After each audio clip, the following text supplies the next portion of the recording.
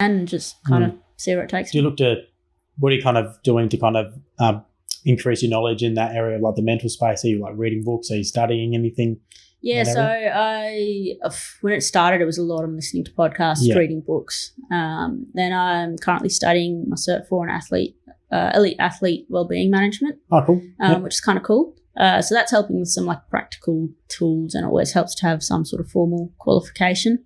And then, a lot of it, to be honest, is reading books, listening to podcasts. I think some of the best content I've got are of people that aren't necessarily psychologists. They're actually people that have just been in the weeds and been there themselves. So as I mentioned, Drew Broughton, someone in England, he's an ex-pro footballer. He calls himself the fear coach or something like that. The fear coach. The fear coach. And he is, when I first saw it, I was like, Drew, not sure about that handle, but he is unbelievable. Like he gets it. He do? So he's basically a performance coach. Yep. Working with footballers in the Premier League. He does a lot of business coaching as well. And he's got an incredible story. His book is called, it's a really good book. I actually can't remember. But, and then what? So his and idea. Then what? And then what? Because his idea is that like there's this whole idea of this destination that everyone's trying to get to, and then you'll be happy. So it's like, well, you never get there. So you constantly think, okay, I'll be happy when I play for Australia. You play for Australia, then all of a sudden you're not. And it's that constant if and then model of happiness. And he has an incredible story. I highly recommend reading. He self-published it. Which is pretty cool. But he was I think it was a sex addiction, potential alcoholic. He played for 22 different clubs in 16 years because he kept getting fired. Like, so he'd get it, like he'd perform really well, but then he'd be too aggressive and every coach is trying to control him. And then he'd say get red cards, he'd get sent off, he'd get all sorts, and he just kept cycling through and ended up in a deep, dark hole and never really rediscovered his best. But from that, when he he underwent like the 12 steps kind of full process and discovered pretty much similar story to mine, except a lot more extreme, I think.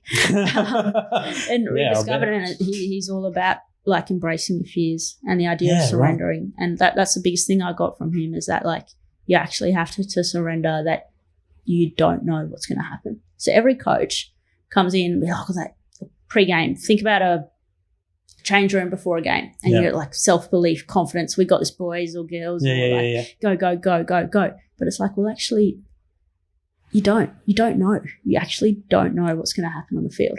So it's completely flipping the mind. Like, you'd rather be encouraging self-belief than you would be slamming everyone, 100%.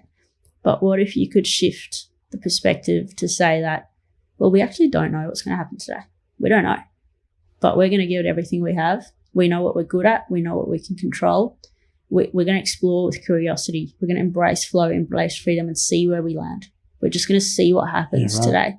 And that's something we shifted at Ringwood, and after like reading about Drew's work, and Johnny Wilkinson's another one that talks a lot about this. In shifting from, so we found ourselves mid-season second on the ladder. We were literally second last year, and we're like, oops, don't know what to do. Started to lose. We lost a couple of clutch matches, and it was like, hang on, what's going on here? We were playing with freedom, expression, like we were just unbelievable. A group of young players all enjoying it. We're winning games of cricket. All of a sudden, we started to talk about finals. So we turned into the new year, finals around the corner. We're like, oh, this is great. We're going to make finals. And that expectation comes. So even though we've been winning and we're confident, there's now expectation to win. And we started to lose some games, which was very and lose games that we should have won. Like, it was like we're in the best possible position and have essentially choked. And just chatting to, again, Una and our coach, like, I think we just hit some expectation here. And all of a sudden we're talking about, oh, you guys are good enough. We know we're good enough. We've scored 300. We've scored 200. We're great. Like, this is fine.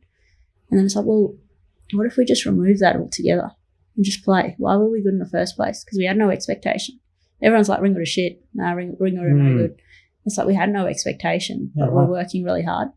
So we shifted the conversation to be more about, well, we've already won the season. That's what we said. We've improved, and that was our goal at the start.